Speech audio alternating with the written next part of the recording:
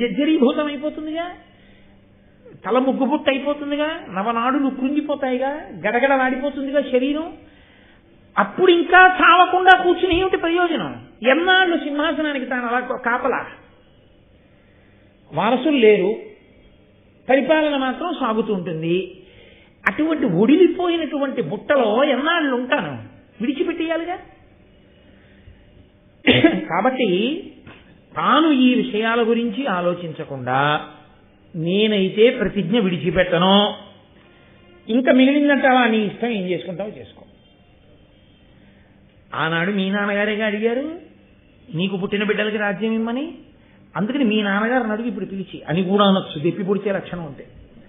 లేదా ఇంతకన్నా నేనేం చేస్తానమ్మా, ప్రతిజ్ఞ చేశాను, ఇప్పుడు నేను చేయగలిగింది ఏముంది, ప్రతిజ్ఞ తిప్పలేను. కాబట్టి తర్వాత ఏం జరగాలన్నది నేను మాట్లాడితే ఏం బాగుంటుంది, నువ్వు ఎవరైనా ధర్మాత్ముల్ని పిలిచి నిర్ణయం చేసుకో అని అంతఃపురంలో తల్లికి బాసటగా నిలబడవలసినటువంటి కొడుకు నిలబడకుండా తప్పుకోగలగడం కూడా భీష్ముడికి అవకాశం ఉంది. కానీ అమ్మ దగ్గర కొడుకుగా నిలబడ్డము అంటే అమ్మకి సమస్య వచ్చినప్పుడు కొడుకు నీ ఇష్టం వచ్చినట్టు చేసుకో అన్నవాడు కొడుకు ఎందుకు అవుతాడండి? అమ్మా ఇది కుదరదు కానమ్మా, మనం ఇలా చేస్తే ఎలా ఉంటుంది అని సలహా చెప్పిన వాడు ఎవడో, వాడు అమ్మ యొక్క బాధని పంచుకున్నవాడు, వాడు కొడుకు. కడుపున పుట్టాడా? పుట్టలేదు. పుట్టకపోయినా సత్యవతీదేవి యందలి అమ్మతనాన్ని గౌరవించాడు అంటే ఇప్పుడు కర్తవ్యాన్ని పంచుకుంటేనే. అప్పుడు ఆయన భీష్ముని యొక్క ఔదార్యం. ఇప్పుడు సత్యవతీదేవి యొక్క శీలవైభవం, భీష్ముని యొక్క శీలవైభవం, అగ్ని బంగారానికి పుటం పెట్టినట్టు వచ్చినటువంటి ఈ విపత్కర సమయంలో వాళ్ళిద్దరూ ధర్మాన్నే ఎలా పట్టుకుంటారు? ఎవరైనా జారుతారా ధర్మం నుంచి? ఇది ఎంత సంక్లిష్ట పరిస్థితి అండి మహాభారతంలో. కాబట్టి ఇప్పుడు ఆయన అన్నాడు, అమ్మా నేను చిరుతండా అమ్మా పిల్లాడినా నేను ఎలా వదిలేస్తానమ్మా? హిమకురుడు శైత్యమును, అర్యముడు మహాతేజమును, హుతాశనుడు ఉష్ణత్వమును విడిచిరేని గురువర్ధమునా చేకొనిన సత్వతంబు విడుతునే. అమ్మా ఒకవేళ చంద్రుడు చల్లతనాన్ని వదిలిపెట్టేసేయచ్చుగాక, సూర్యుడు తన యొక్క మహా తేజస్సుని విడిచిపెట్టేయచ్చుగాక, అగ్నిహోత్రుడు తన వేడిని విడిచిపెట్టచ్చుగాక అన్న మాటని మాత్రం భీష్ముడు విడిచిపెట్టడమ్మా.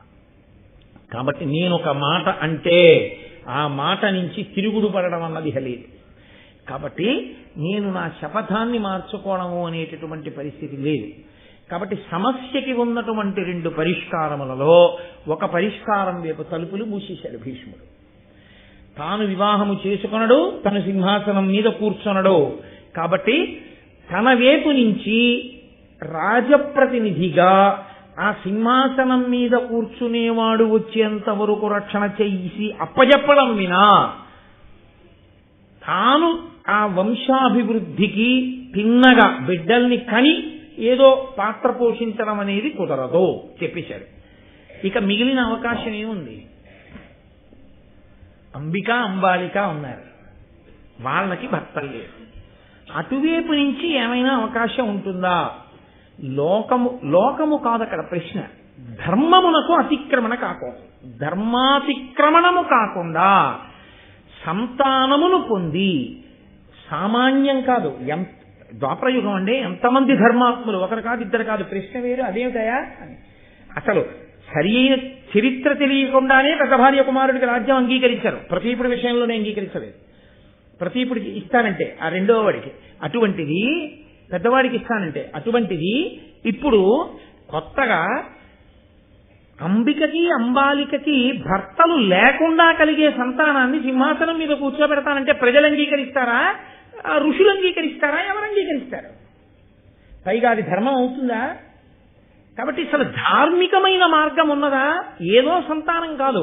ఏదో సంతానానికి మీరు ఒక విషయాన్ని గుర్తుపెట్టుకోవాలి, సభాముఖంగా చర్చ చేయడం కష్టం. వాళ్ళు అంత చేత కాని వాళ్ళు, పనికి మాలిన వాళ్ళు కారు. కాశీరాజు కుమార్తెలు అంబిక అంబాలిక.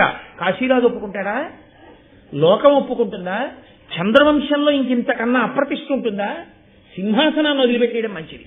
ఓ ఏనుకి పూలదండిచ్చి ఎవరి మెళ్ళలోనో వేయమండం మంచిది తప్ప ఇంత నీచమైన పని భీష్ముడు ఉండగా ధర్మాత్ముడు జరుగుతుందా? కాబట్టి ధార్మిక మార్గం ఏమైనా ఉందా అసలు సంతానం పొందడానికి? ఇప్పుడు ఇది ధర్మమెరిగిన వాడవు అని ఆవిడ చెప్పింది. నువ్వు కూర్చో అంది. కూర్చోను అని ఊరుకోవడం కాదు, తల్లి సమస్యకి పరిష్కారం చెప్పాలి భీష్ముడు ఇప్పుడు. కాబట్టి మాట్లాడాడు, లేకపోతే ఆయన మాట్లాడలేదు. కాబట్టి ఇప్పుడు ఆయన ఒక ప్రతిపాదనను ఒకదాన్ని తీసుకొచ్చి ఆయన అన్నాడు, పితృవధ జాత కోప పరిపీడితుడై జమదగ్ని సూనుడు ఉద్ధతమలు హైహయుం సమదర్పితు చంపి అశేష దారుణీపతుల వధించే గర్భగత బాలుల నాదిగా అట్టి చోటత సతులకు తొల్లి ధర్మవిధి సంతతి నిల్పరే భూసురోత్తములు. ఈవిడ అంది కదూ, నీకు లోకంలో ఉన్నటువంటి క్షత్రియుల వంశముల యొక్క చరిత్రలన్నీ తెలుసు, కాబట్టి నీకు ధర్మం తెలుసు, ఏ వంశం ఎలా నిలబడిందో తెలుసు, కాబట్టి నువ్వు చెప్పు భీష్మ అంది కదూ. అమ్మా, అందుకు చెప్తున్నాను. ఒకప్పుడు పరశురాముడు తన తండ్రిని ఒక క్షత్రియుడు సంహరించాడు అని కోపం పట్టుకుని క్షత్రియుడన్నవాడు భూమి మీద ఉండకుండా చేస్తాను అని ప్రతిజ్ఞ చేసి క్షత్రియుడంటే రాజ్య పరిపాలన చేసే రాజులు ఉండకుండా చేస్తానని గండ్రగొడ్డలిని చేత పట్టుకుని 21 పర్యాయములు భూమండలం అంతా తిరిగి రాజన్నవాణ్ణల్లా చంపేశాడు. రాజుని చంపడం కాదు, రాజుల యొక్క అంకురములు ఉండకూడదని రాణుల గర్భములలో ఉన్న పిల్లల్ని కూడా చంపేశాడు. మొత్తం వంశాలు ఆగిపోయాయి. ఇక రాజులేవి, క్షేత్రములు ఉన్నాయి, బీజములు లేవు, కాబట్టి వంశాలు ఆగిపోయాయి. అప్పుడు ఏం జరిగిందో తెలుసా అమ్మా, ఒక గొప్ప ధార్మికమైనటువంటి పెద్దలు అంగీకరించి ఋషులు అంగీకరించినటువంటి పద్ధతి ఒకటి నడిచింది. దాన్ని నియోగ పద్ధతి అంటారు. నియోగించుట అని. నియోగ పద్ధతి అంటే నేను ఏదో ఒక కులంలోనే ఒక శాఖ గురించి నేను మాట్లాడటలేదు. నియోగించుట అని. ఆయన మహాధర్మతత్పరుడై వేదాంగములు చదువుకున్నవాడై కామమునందు కించిత్ కూడా అనురక్తి లేనటువంటి వాడు లోక ప్రయోజనము కొరకు, సనాతన ధర్మము నిలబడడం కొరకు, ప్రజలకి ఇబ్బంది రాకుండా కాపాడడం కొరకు, నెలకి 3 వానలలో ఒక వాన పడడం కొరకు, మళ్లీ రాజుల యొక్క వంశములు పరిఢవిల్లి రాజ్య పరిపాలన కొనసాగుట కొరకు తన తేజస్సుని దానం చెయ్యడానికి అంగీకరిస్తే ఆయన తన యొక్క వీర్యమును ఆ స్త్రీ యందు నిక్షేపించవచ్చు. నిక్షేపిస్తే కలిగినటువంటి సంతానం ఏది ఉంటుందో ఆ సంతానము సింహాసనం మీద కూర్చుంటుంది. ఆంధ్రభారత అంతర్గతము కాదు, కానీ ఇది ఎంత సంక్లిష్టముగా ఉంటుందో తెలుసా అండి. అందుకే కలియుగంలో ఈ పద్ధతి లేదు. ఎందుకంటే అసలు అటువంటి స్థితి ఉన్నటువంటి మహాపురుషులు ఉండే అవకాశమే లేదు. కాబట్టి అసలు ఈ నియోగ పద్ధతి అన్నదాన్ని కలియుగమునందు అంగీకరించలేదు, తీసేసింది ధర్మశాస్త్రం. అసలు శ్వేతకేతుడి వృత్తాంతం దగ్గర నుంచే ఒక్క ఉత్తర కురు భూముల యుద్ధ తప్ప తీసేశాడు, ఆయనే తీసేశాడు ద్వాపరయుగంలో. కాబట్టి ఏ మహాపురుషుడు అలా ఇద్దామనుకుంటున్నాడో, సంతానమును కల్పించాలి అని సంకల్పం చేస్తున్నాడో, ఆయనకి ఏ స్త్రీకి ఈయన అటువంటి సంతానాన్ని కల్పించడానికి ఉద్యుక్తుడవుతున్నాడో ఆయనకి ఆమెతో ఉన్న వరుస ఏమి ముందు చూడవలసి ఉంటుంది కదా. అసలు అన్య స్త్రీ, ఆమె ముఖం ఈయన తెలియదు, ఈయన ముఖం ఆయన తెలియదు, అదొక ఎత్తు. ఏదో అనుబంధం ఉంది, ఇద్దరి మధ్య బంధుత్వం ఉంది, ఆ అనుబంధం మరదలయ్యి ఉంటే మరదలు కోడలతో సమానం.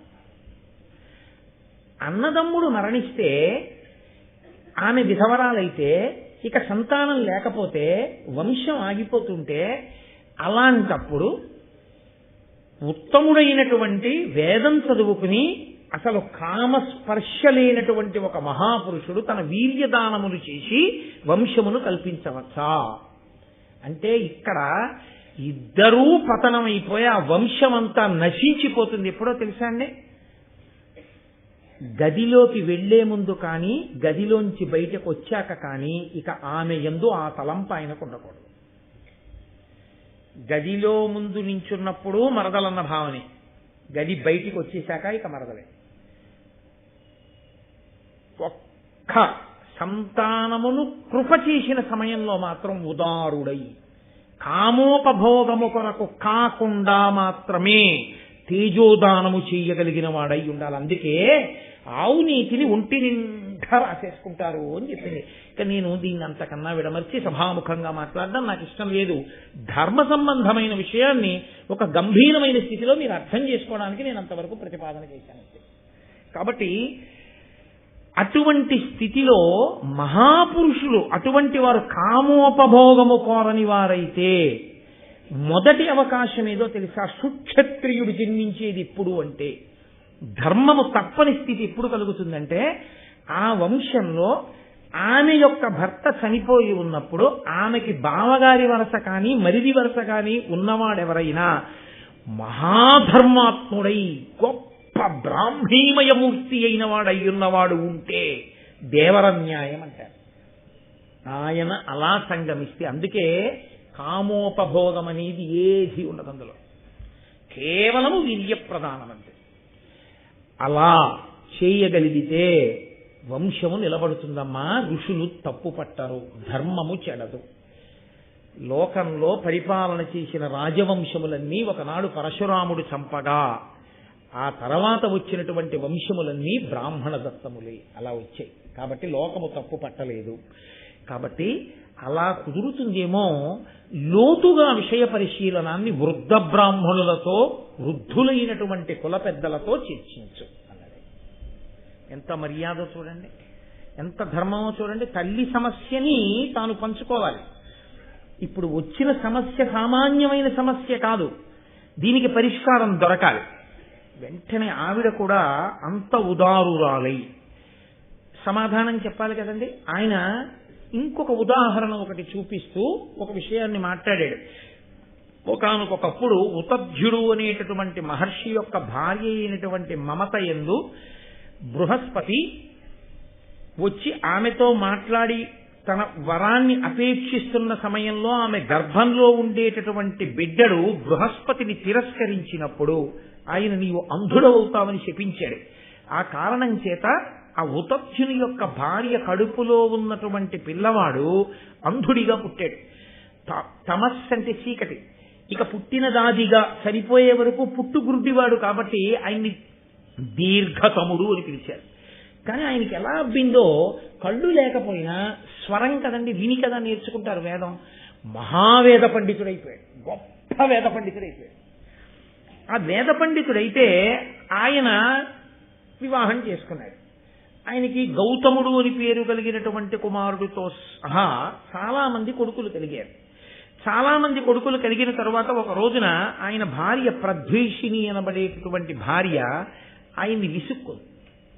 చికాకు పడితే ఆయన అన్నాడు, నువ్వు భర్తని, నా మీద ఎందుకు ఇలా చికాకు పడుతున్నావు అని అడిగాడు.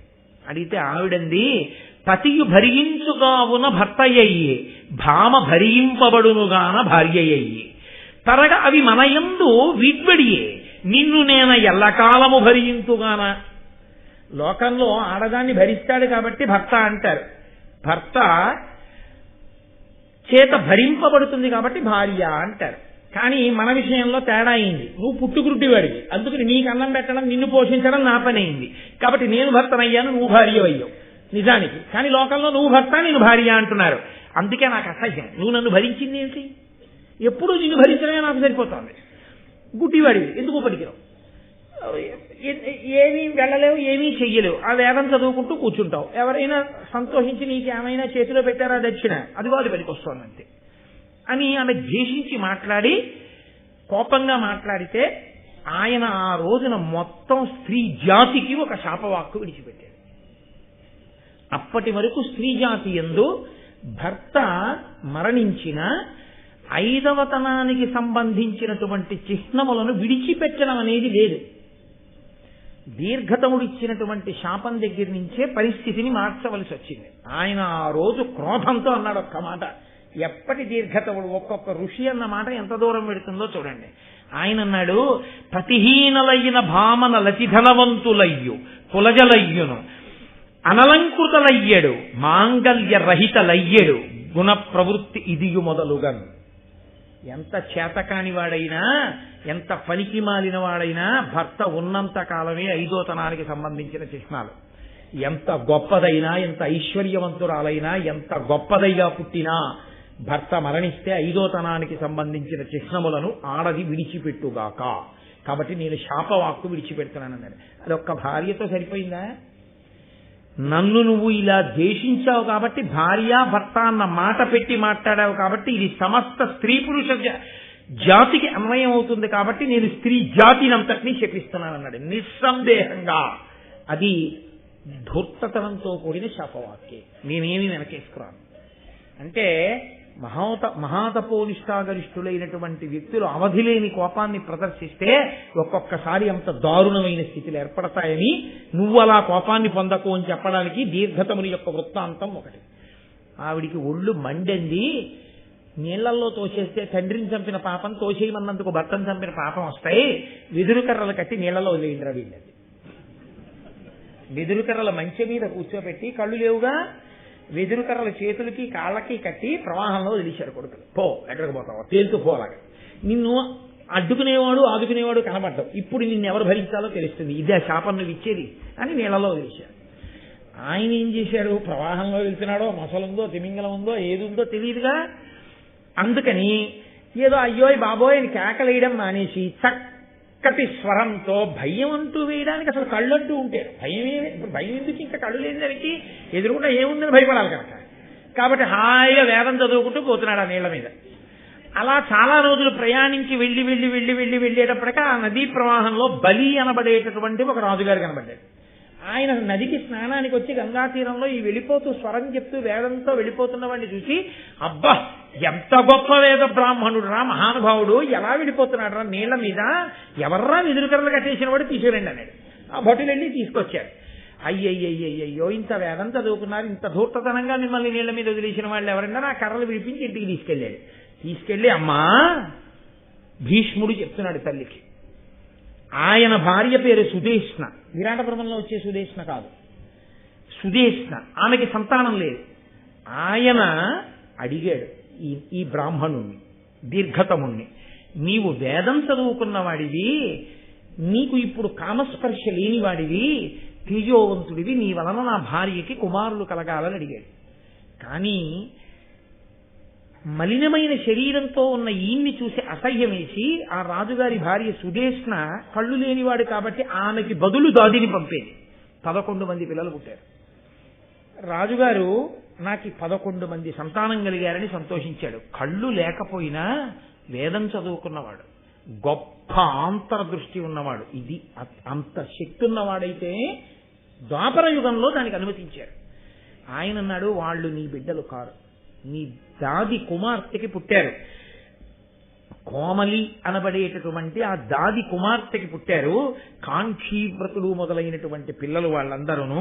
కాబట్టి వాళ్ళు నీ కుమారులు కారయ్యా అంటే రాజు ఏడ్చాడు. అయితే నా భార్యకి కుమారుణ్ణి అనుగ్రహించమని. ఆయన ఎంతటి తేజోమూర్తి అంటే ఆమె యొక్క అంగాంగములను స్పృశించి కుమారుణ్ణి ఇచ్చాడు.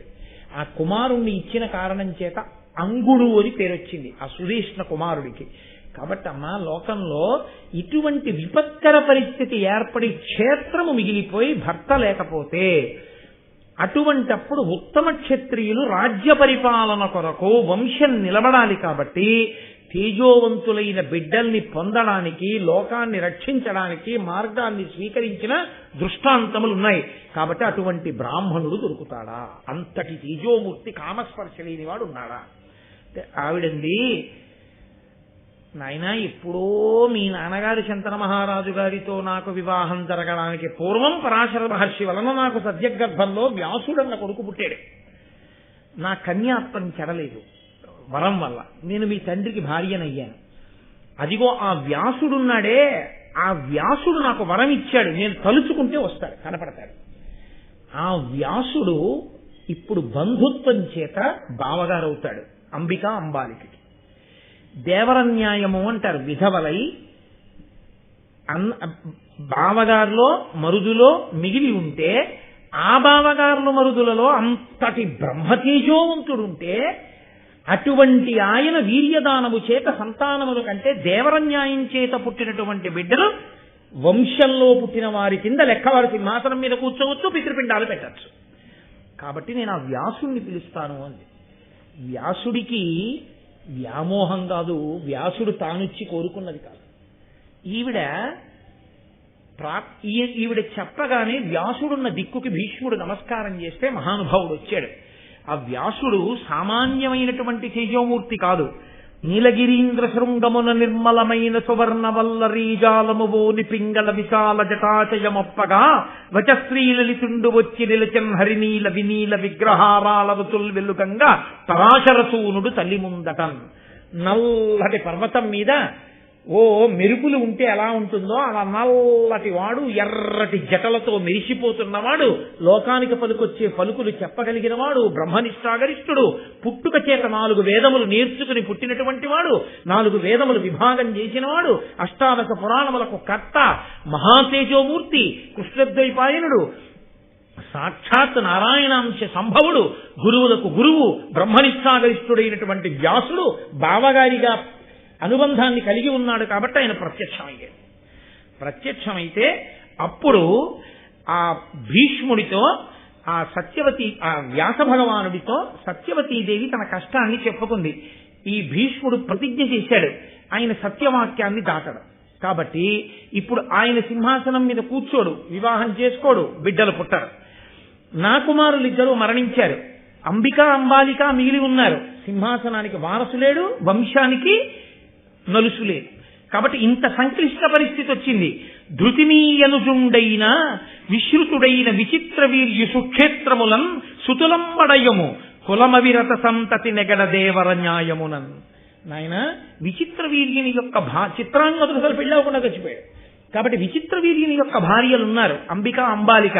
నువ్వు దయతో నీ తేజస్సుని కృప చేసి సంతానము కలిగేటట్టుగా అనుగ్రహించు.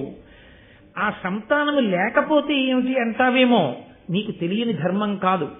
నీ కారణమున వంశమనాకులమై నిలుచుటయు తదాప్తులు ప్రజలు శోక భయంబులు విడుతురు నాకును భీష్మునకొకడు మనఃప్రియమెసగన్. లోకానికి శోకము భయము పోతాయి రాజు సింహాసనం మీద కూర్చుంటే. కాబట్టి లోకానికి శోక భయాలు పోవాలి, మా వంశము నిలబడాలి, ఇది తంతువుగా పెరగాలి. కాబట్టి నాయన నువ్వు అనుగ్రహించవలసింది అంటే వ్యాస భగవానుడు అన్నాడు. ఆయన భూత భవిష్యత్ వర్తమాన కాలములు తెలిసినవాడు. అమ్మా, నేను రాజుని కాను, నేను బ్రాహ్మీమయమూర్తిని, అపార తేజోమూర్తి. వ్యాస భగవానుడు అంటే 1000 సూర్యులు ఉదయించినట్టు ఉంటాడు. ఆ జటామండలం అది. వాళ్ళు రాచకన్యలు. నా వంటి వాణ్ణి దగ్గరగా చూడడం అన్నది వారు ఎరుగరు. కాబట్టి నేను ఒక వ్రతం చెప్తాను. 1 ఏడాది పాటు ఈశ్వరుణ్ణి ఉద్దేశించి తపస్సు చేయమని. వాళ్ళ మనస్సు పూర్తిగా శుద్ధమైన తరువాత అప్పుడు నేను నా తేజస్సుని కృప చేస్తే మీ వంశము పరిఢవిల్లేటటువంటి కుమారులు కలుగుతారు. కాబట్టి 1 ఏడాది పాటు వాళ్ళని వ్రతం చేయమనమ్మా అన్నాడు. అంటే ఆవిడంది, ప్రకటముగ వంశ విస్తారకులకు పుత్రులు చెచ్చరం పడయుదురు, అరాచకమైన దారుణీ ప్రజకొక నిమిషంపైన ప్రకృతి నుండగలావే. నాయన, సంతానము తొందరగా కలగకపోతే భీష్ముడు ఒక్కడే రాజప్రతినిధిగా సింహాసనాన్ని రక్షిస్తూ ఉండిపోయాడు. చాలా కాలం సింహాసనం ఖాళీగా ఉండిపోతే ఏమవుతుందో తెలుసా? అవని అరాజకం పైన అప్పుడు భూప్రజయందు సర్వధర్మములు తొలంగు, దేవ మునిముఖ్యులు వాయుదురు, ఓలి వృష్టి లేదవు, మరి అర్ఘవులు తరగు అందురు కావున కలయాపనం భవితధమాక్య చేయక నయంబున రాజ్యము నిల్పుమిత్తరిన్. రాజు సింహాసనం మీద చాలా కాలం ఉండకపోతే సర్వధర్మములు క్షీణించిపోతాయి, భయభక్తులుండవి. ధర్మం నశించిపోతే, ధర్మం లేదు కాబట్టి ధర్మాత్ములైన వారు ఆ రాజ్యాన్ని విడిచిపెట్టి వేరు రాజ్యాలకు వెళ్ళిపోతారు. వెళ్ళిపోతే ఇంకా ఆ రాజ్యంలో వర్షాలు పడవు, కరువు కాటకాలు వచ్చేస్తాయి. ఏవి ప్రజలు తిని బతకవలసి ఉంటుందో అవి దొరకని స్థితి వస్తుంది, ధరలు పెరిగిపోతాయి. ఏవి అక్కర్లేదో, ఏది మనిషికి పనికొచ్చేది కాదో, ఏది మనిషిని చంపేస్తుందో అలాంటిది వీధి వీధిన వాడ వాడన దొరకడం ప్రారంభమవుతుంది. కాబట్టి అది ప్రమాదకరమైన పరిస్థితి అని గుర్తు, అరాచకమని గుర్తు. కాబట్టి అలా ఉండకూడదు. దేనికి ఏ ధర దొరకాలో ఆ ధర దానికి దొరకదు. దొరకక ప్రజలకి అందుబాటులో ఉండకూడనివి అందుబాటులోకి వస్తాయి, అందుబాటులో ఉండవలసినవి అందుబాటులో లేకుండా పోతాయి. ఇది రాజు లేకపోతే వచ్చే స్థితి. వంశం గురించి ఎంత బాధపడుతున్నానో, ఇంతమంది ఏలిన ఈ రాజ్యంలో ప్రజలు ఏమైపోతారని బెంగపెట్టుకుంటున్నాను. కాబట్టి నాయన వారి యందు తొందరగా సంతానమును పొందాలి అని నేను కోరుకుంటున్నాను. అంటే ఆయన అన్నాడు, అమ్మా నేను తప్పకుండా వారిద్దరిని అనుగ్రహిస్తాను అన్నాడు.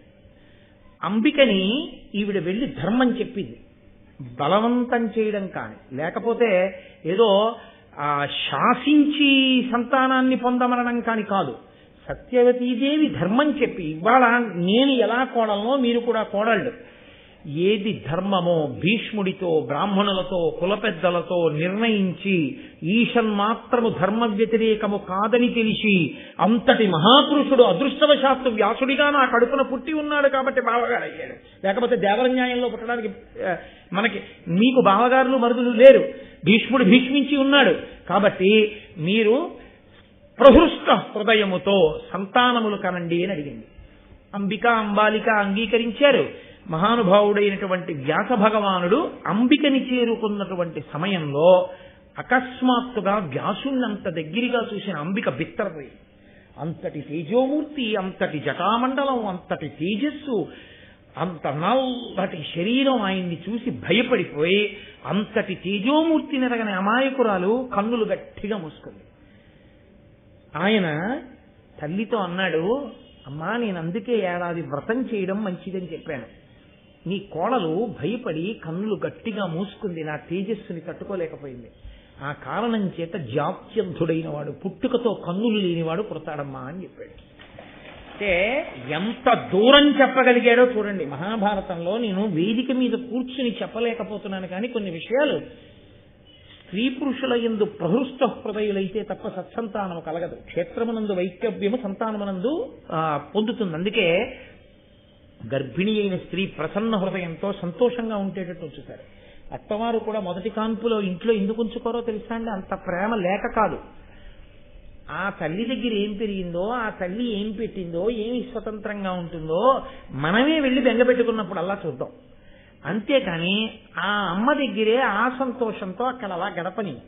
అమ్మకి సంతోషం కాబట్టి, ఆ పిల్లకి ఉన్న ఇబ్బందులన్నీ తెలుసు కాబట్టి తల్లి కడుపులో పెట్టుకు చూసుకుంటుంది. పైగా నా వాళ్ళు, నా ఇల్లు, ఇక్కడ ఉన్నాను అని ఒక సంతోషం పుట్టింటి మీద.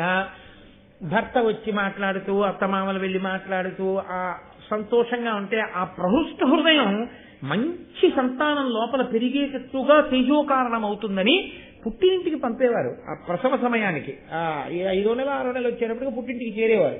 కాబట్టి విశాల హృదయంతో మాట్లాడతారు. కాబట్టి వ్యాసుడు కేవలము తేజోప్రతాత కాడు, అంత దూరం చెప్పగలిగిన మహాపురుషుడైన.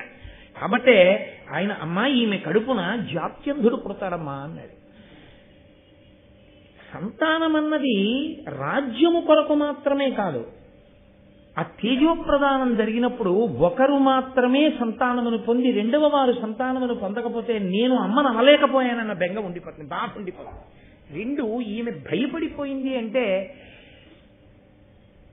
ఆమె వేరొక ప్రయత్నమునందు కూడా సత్సంతానమును పొందుతుందన్న ధైర్యం లేదు.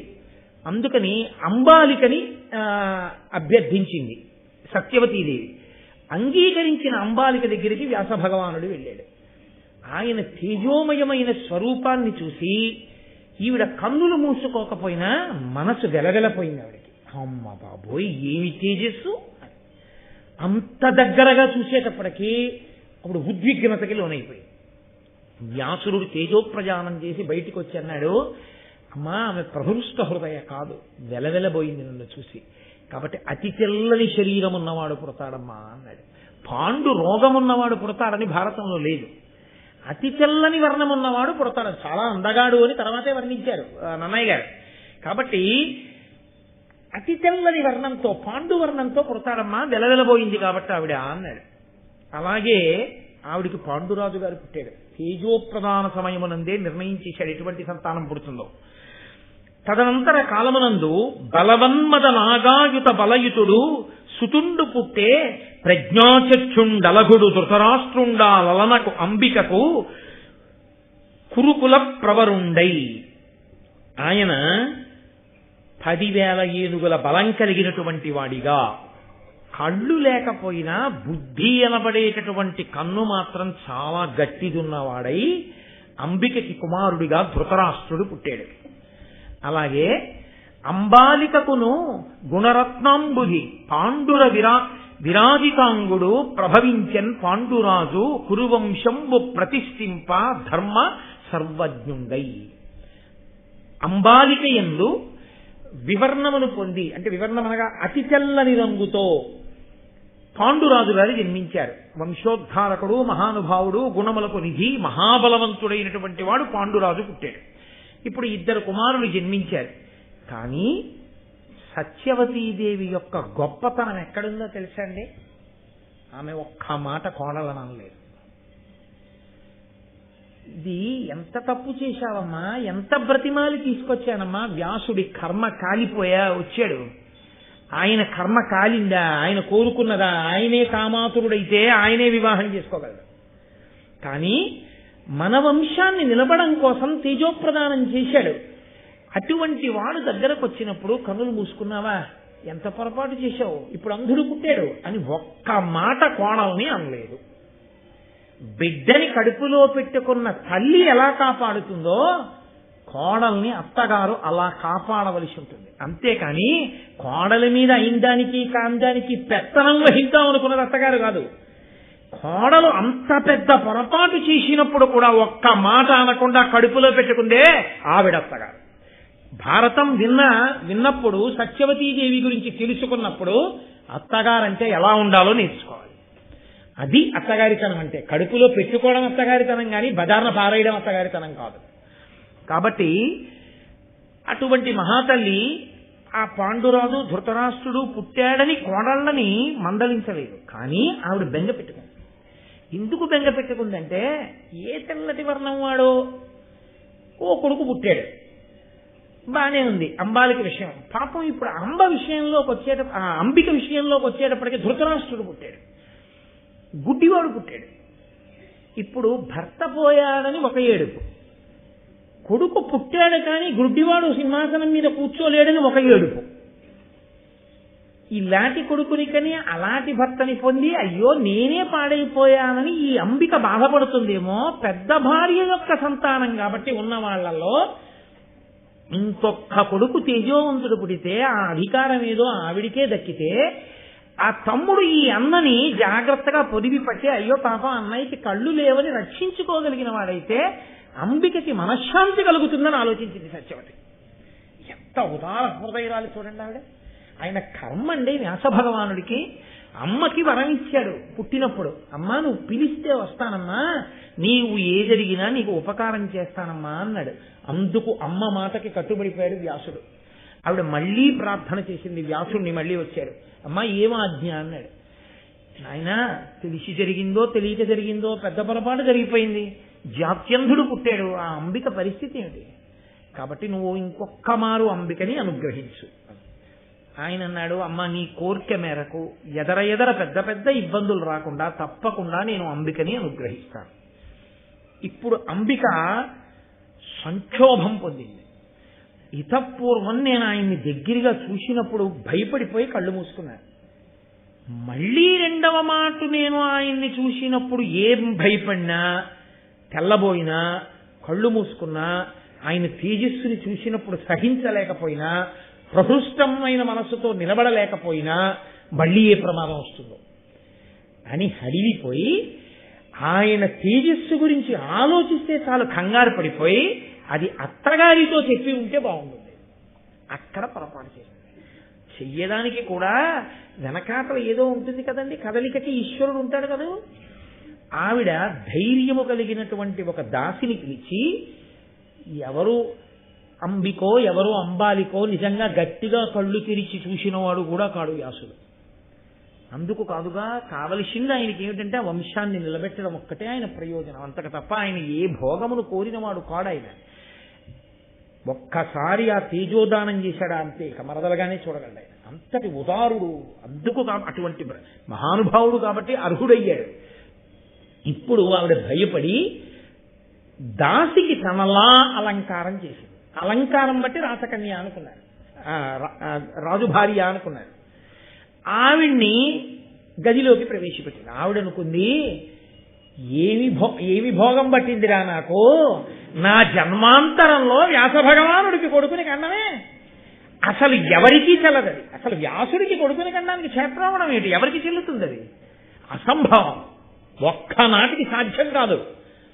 అటువంటి వ్యాస భగవానుడికి నేను కొడుకుని కన్నమా? ఏమొచ్చింది నా అదృష్టం అనుకుంది. ఎప్పుడు వస్తాడు వ్యాస భగవానుడు అని ఎదురు చూస్తోంది ఆవిడే. వ్యాస భగవానుడు రాని వచ్చాడు. అయితే ఇక్కడ ఒక పెద్ద ధర్మ సూక్ష్మం ఒకటి ఉంటుంది. లోపల కూర్చున్న దాసి ఎదురు చూడొచ్చేమో కానీ వ్యాసుడికి తెలియదా త్రికాలవేది లోపల లేదు, అంబిక లేదు, దాసి ఉంది అని తెలియకుండా వీర్యదానం చేసేటంతటి అమాయకుడు ఆయన. మరి తెలిసి దాసికి ఎందుకు తేజోదానం చేశాడో తెలుసండి ఆయన ఎదరవిందురు గాని. అంటే ఇవాళ చెప్పనని కాదు, ఇది రేపు కొనసాగిస్తానంటే మీకు ఉత్కంఠ తీరదు. మీరు అసాధ్యం కులాన్ని అని తిడతారు పలహారం చేస్తూ, అది చెప్పే పూర్తి చేసేస్తాను.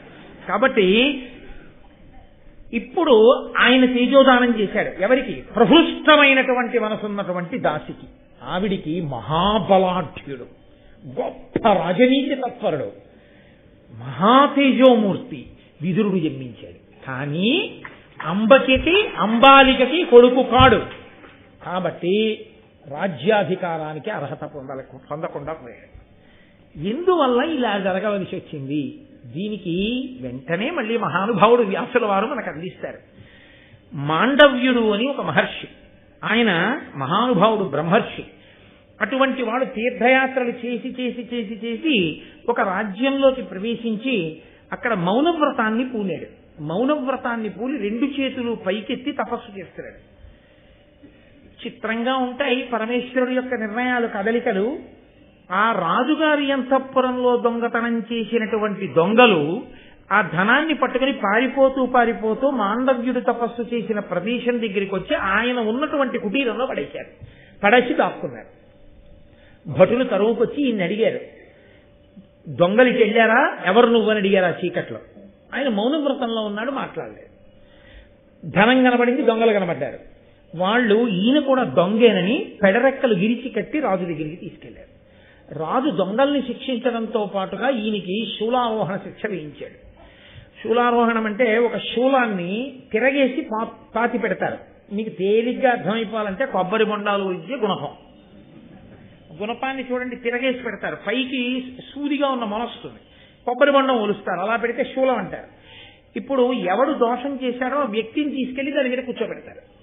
అతని బరువును బట్టి శూలం లోపలికి దిగిపోవడం మొదలవుతుంది. అది దిగి దిగి దిగి దిగి దిగి తలలోంచి పైకి వచ్చేస్తుంది. అది ఇక నేను ఆ బాధ గురించి ఇప్పుడు కొత్తగా వర్ణించక్కర్లేదు, అది అసలు ఊహిస్తేనే భయం. అటువంటి శూలారోహణం చేయించండి అన్నాడు ఇన్ని మాండవ్య మహర్షిని. తెలియక భటులు తీసుకెళ్లి ఇన్ని శూలం మీద కూర్చోబెట్టేశారు. కూర్చోబెట్టేస్తే ఆ శూలం దిగిపోవడం ప్రారంభమైంది శరీరంలోకి. ఆయన మహాపురుషులకు మాత్రమే చెల్లుతుందండి, అది సామాన్యులకు చెల్లే విషయం కాదు. ఆయన ఈ శరీర భావము నుండి విస్మృతి పొందాడు. అసలు ఈ శరీరము దానికి నెప్పి అందులో శూలం గుచ్చుకుంటోందన్న విషయం నుంచి విస్మృతిని పొంది ఆయన పరమేశ్వరుడి యందు మనసు పెట్టి తపస్సు చేయడం ప్రారంభం చేశాడు. చేస్తే ఎంత చిత్రం జరిగిందంటే, మునివరుడట్లుండియు తన మనమున అతిశాంతుడై సమత్వమును తపమునరించే అనశనుండయ్యును బహుకాలంబు ప్రాణయుక్తుండగుచున్.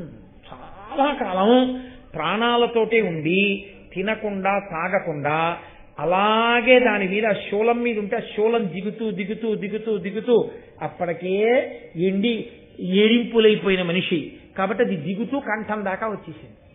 ఆయన అలాగే శూలం మీద కూర్చుని తపస్సు చేస్తుంటే ఆయన స్థితిని చూసి ఆశ్చర్యపోయి మిగిలిన ఋషులందరూ ఒక రాత్రి వేళ పక్షుల రూపంలో వచ్చారు.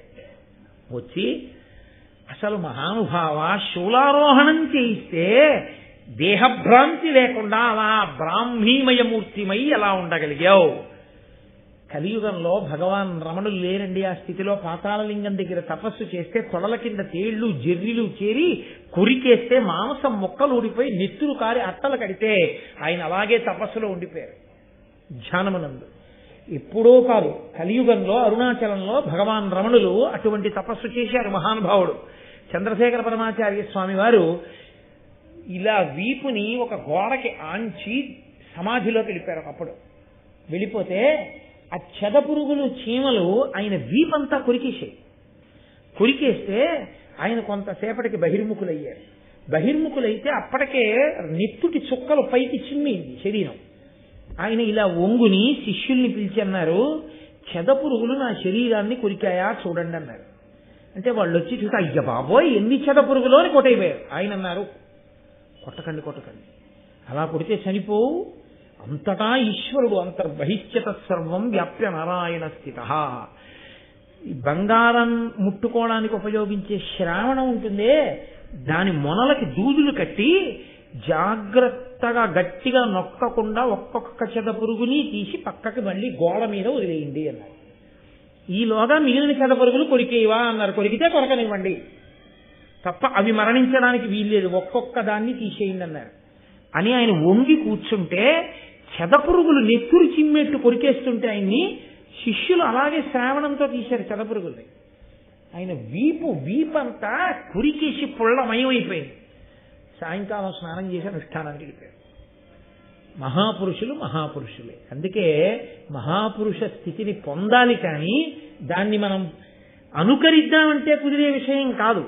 కాబట్టి ఆయన అలా తపస్సు చేస్తే ఋషులందరూ పక్షుల రూపంలో వచ్చి అడిగారు. అడిగితే ఆయన అన్నాడు, దానికి బాధపడ్డం ఎందుకయ్యా, ఎరిగి నన్ను అడుగంగనేలా సుఖము దుఃఖంబు ప్రాప్తించు చోట నరుడు తగిలి తన కర్మవశమునదనరుదాన కర్తగా అంజులకు ఏమి కారణంబు. ఏవో చేసిన తప్పులుంటాయి, గత జన్మలలో చేసిన కర్మలు, అవి ఇలా అనుభవించవలసి ఉంటుంది ఈ శరీరం వల్ల. కాబట్టి శరీరం ఖేదం పొందుతూ ఆ చేసిన పాపం పోతోంది అని ఆయన ఆ ఋషులందరికీ సమాధానం చెప్పాడు. వాళ్ళు ఆశ్చర్యపోయి వెళ్ళిపోయారు. అక్కడ రాత్రి వేళ కాబట్టి కొంతమంది భటులు నగర రక్షణార్థం తిరుగుతున్నారు. వాళ్ళు చూసి అయ్య బాబోయ్ ఇతను చచ్చిపోలేదన్నమాట, తపస్సులో ఉన్నాడు, ఎంతటి మహానుభావుడురా, ఇంతకాలం కూడా శూలానికి తపస్సులో ఉన్నాడా, ఋషులు వస్తే మాట్లాడుతున్నాడా అని పరిగెత్తుకుంటూ వెళ్ళి రాజుకు చెప్పారు. ఆ రాజు అయ్య బాబోయ్ ఎంత తప్పు అయిపోయింది, నేను మహర్షికి శూలం వేశానా అని గబగబా వచ్చి ఆయన్ని ఉత్తరించమన్నాడు. శూలంలోంచి ఉత్తరించడానికి కుదరదండి, కంఠం పక్కకి వెళ్ళి ఆ శూలం పైకి పొడుస్తోంది. కాబట్టి ఇప్పుడు శూలాన్ని బయటికి లాగడం కుదరదు, శూలం నుంచి ఇన్ని పైకి లాగడం కుదరదు, ఇబ్బంది వస్తుంది. అందుకని శూలం మొదలు వరకు కోసేయమన్నారు. ఆ శూలం మొదటి వరకు కోసేస్తే ఆయన కంఠం దగ్గర నుంచి ఆ శూలం కొయ్యడంలో ఇలా మొన పైకొచ్చింది. ఇలా పైకొచ్చి ఉండిపోతే ఆయనని ఆణిమాండవ్యుడు అని పిలిచారు. శూలం శరీరంలో ఉండిపోయింది కాబట్టి ఆయన తన తపశ్శక్తితో అన్ని లోకాలకి వెళ్ళాడు. వెళ్ళి ఏ తప్పు చేస్తే గత జన్మలలో ఇంత పెద్ద శిక్ష పడింది తెలుసుకోవాలనుకున్నాడు. చిత్రగుప్తుడు రాస్తూ ఉంటాడుగా, యమలోకానికి వెళ్ళి యమధర్మరాజు గారిని అడిగాడు, ఏం తప్పు చేశానయ్యా గత జన్మలలో, నేను ఏ తప్పు చేస్తే నాకు ఇంత పెద్ద శిక్ష పడింది చెప్పు అని అడిగాడు. ఆయన చిట్టా తీసి అన్నాడు, మీరు గత జన్మలో చిన్నపిల్లవాడిగా ఉన్నప్పుడు తూనీగల్ని పట్టుకుని, ఆ తూనీగలు రెక్కలు పట్టుకుంటూ ఉంటారు, పట్టుకుని వాటి పృష్ఠభాగముల యందు సూదులు గుచ్చుతూ ఉండేవారు, తెలిసో తెలియకో పిల్లవాడిగా. ఆ చేసిన పాపం పోవాలి కాబట్టి మీకు శూలారోహణం పడింది ఈ జన్మలో. ఏ జన్మలో జీవుడు ఏ పాపం చేసినా ఎప్పుడోప్పుడు అనుభవించక తప్పదు, అందుకని ఇప్పుడు అనుభవించారన్నాడు. అంటే ఆణిమాండవ్యుడు అన్నాడు, నేను తూనీగలని పట్టుకుని సూది గుచ్చానన్నావు కదా, అప్పుడు నా వయసు ఎంత అని అడిగాడు. చిన్నపిల్లాడు మీరు, ఏదో 9 ఏళ్ళో 10 ఏళ్ళో, 14 సంవత్సరముల వయసు వచ్చే లోపలి పర్యంతము బాలుడు అని పిలుస్తారు. ఈ లోపల తెలియక ఏదైనా పెద్ద తప్పు చేసినా శాస్త్రం దాన్ని చిన్న తప్పుగా తీసుకుంటుంది. ఇప్పటికీ బహుశా భావనేరస్తులు అని అనడానికి కారణం ఇదేనేమో ప్రాతిపదిక. కాబట్టి అది పరిణతి చెందని వయస్సు, తెలిసి తెలియని వయస్సు, అది ధర్మమా అధర్మమా తెలియని వయస్సు. కానీ ఆ పిల్లల పట్ల ఎవరైనా తప్పు చేస్తే మాత్రం ఘోరమైన పాపంగా వేస్తారు. వాళ్ళది తెలిసి తెలియని వయసు, నీకు తెలుసు, నువ్వెందుకు వాళ్ళకి అపకారం చేయాలి, అందుకని ఎవరైనా చేస్తే ఒప్పుకోరు. పిల్లలు చేస్తే మాత్రం ఆ తప్పుని పెద్ద తప్పుగా శాస్త్రం తీసుకోదు 14 సంవత్సరాలు వచ్చే వరకు. నేను 14 సంవత్సరముల వయసు లోపు చేసిన తప్పుకి ఇంత పెద్ద శిక్ష నువ్వు ఎలా వేశావు, కాబట్టి ఇన్నాళ్ళకి నువ్వు ధర్మం తప్పి శిక్ష వేశావు, అది వేసి నాకు వేశావు. కాబట్టి ఇప్పుడు నువ్వు చేసిన తప్పుకి నువ్వు శిక్ష అనుభవించాలిగా. ఇంత ధర్మం తెలిసి సింహాసనం మీద కూర్చునే అధికారాన్ని కోల్పోయి 4వ వర్ణమునకు చెందినటువంటి ఒక వనిత గర్భమునందు పుట్టి ఇప్పుడు ఎంత ధర్మం తెలిసిన్నవాడువో అప్పుడు అంత ధర్మం తెలిసిన్నవాడవై ధర్మం చెప్పడానికి పనికొచ్చేటటువంటి వాడివై సాక్షాత్తు రాజులకు అన్నదమ్ముడవైన తేజస్సు కారణంగా క్షేత్ర కారణం చేత దాసీపుత్రుడవై రాజ్యాధికారము లేక భర్త్యలోకమునందు భూలోకమునందు జన్మించదవుగాక అని శపించాడు. ఆ కారణం చేత యమధర్మరాజు గారు విదురుడిగా రావాలి ఒక దాసికి. అందుకని లోపల ఉన్నది అంబిక కాదని తెలిసిన మాండవ్యుని శాపం నిజమవ్వాలి కాబట్టి వ్యాస భగవానుడు తేజోప్రదానం చేశాడు. చెయ్యడం వల్ల ఆ దాసి యందు మహానుభావుడైనటువంటి విదురుడు జన్మించాడు. ఆ విదురుడు అందుకే ఎప్పుడూ నీతి చెప్తూ ఉంటాడు ధృతరాష్ట్రుడికి. వరుసకి అన్నదమ్ముడయ్యాడు కానీ ఆయన మాత్రం రాజ్యాధికారాన్ని పొందలేకపోయాడు. ఎందుకంటే రాజుల యొక్క క్షేత్రమనందు జన్మించిన వాడు కాదు కాబట్టి అని. ఇంత ధర్మ సంక్లిష్టమైన పరిస్థితిలోంచి ఆ వంశం ఎలా గట్టెక్కిందో, సత్యవతీదేవి ఎంత ఉదారమైన పాత్ర పోషించిందో, కోడళ్ల దగ్గర అత్తగారిగా ఎంత ధర్మాన్ని పాటించిందో, ఆ కోడళ్ళు ఎంత ధర్మాన్ని పాటించారో ఆ వంశం ఎలా నిలబడిందో, ఆ కారణంగా ధృతరాష్ట్ర పాండురాజు విదురులు ఎలా పుట్టారో ఇవాళ రోజున మనం విన్నాం. రేపటి నుంచి ఇంకా రసకందాయం భారతం. ఎందుకంటే పాండవులు, కౌరవులు, దుర్యోధనుడు 5 పాండవులు పుడతారు. ఇంకిక్కడి నుంచి అద్భుతమైనటువంటి ప్రక్రియలో భారతం ముందుకు నడుస్తుంది. కాబట్టి రేపు సాయంకాలం 6:30 మనం తిరిగి కలుసుకుందాం. మంగళాశాసన పరై వదాచార్య పురోగమై సర్వైశ్చ పూర్వైరాచార్యై సత్కృతాయాస్తు మంగళం. మంగళం కోసలేంద్రాయ మహనీయ గుణాత్మనే చక్రవర్తి తనూజాయ సర్వభౌమాయ మంగళం. ఉమాకాంతాయ కాంతాయ కామితార్థ ప్రదాయినే శ్రీగిరీశాయ దేవాయ మలినాథాయ మంగళం. కరచరణకృతం వా కర్మవాక్కాయజం వా శ్రవణమైనజం వా మనసం వాపరాధం విహితం వా సర్వమేత్తక్షమస్వాసి